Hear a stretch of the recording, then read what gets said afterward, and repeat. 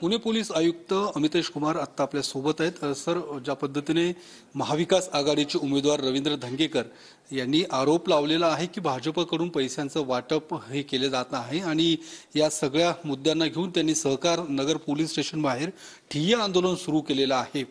काय नेमकं तुमच्याकडे तशी तक्रार करण्यात आलेली आहे कारण काय नेमकं या संदर्भातली कारवाई काय करण्यात आलेली? या प्रकरणात एका काँग्रेसचे कार्यकर्त्यांकडून पोलीस स्टेशनला तोंडी तक्रार दुपारीच्या काळात प्राप्त झाली होती की एका ठिकाणी पैशाची वाटप करण्यात येत आहे। पोलीस सिनियर पीआय स्वतः आणि पोलीस स्टेशनचे पथक त्या परिसरात तात्काळ गेले होते आणि अशा प्रकारचे तक्रारमध्ये कोणताही तथ्य आढळून आला नव्हता।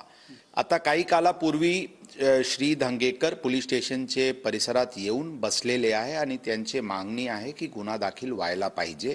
त्यांना सांगण्यात आलेले आहे की प्राइमा फेसी कोणताही गुन्ह्याचे प्रकार दिसून नसताना फक्त तक्रार कोणताही कोरोबरेटिव्ह एव्हिडन्स शिवाय गुन्हा दाखल करता येत नाही। त्यांना कल्पना देण्यात आलेली आहे की त्यांचे हे जमाव बेकायदेशीर आहे, तरी पण ते सध्याची स्थितीत ऐकण्याची मनोस्थिती नाही आहे। आम्ही टॅक्टफुली ते सिच्युएशन हँडल करत आहे। जरी याचे काही परिणाम कायदा सुव्यवस्थेवर होईल तर पोलीस यंत्रणा करून कडक कायदेशीर कारवाई करण्यात येईल। कॅमेरामन शहाजी पवारसह योगेश बोरसे, TV9 मराठी, पुणे।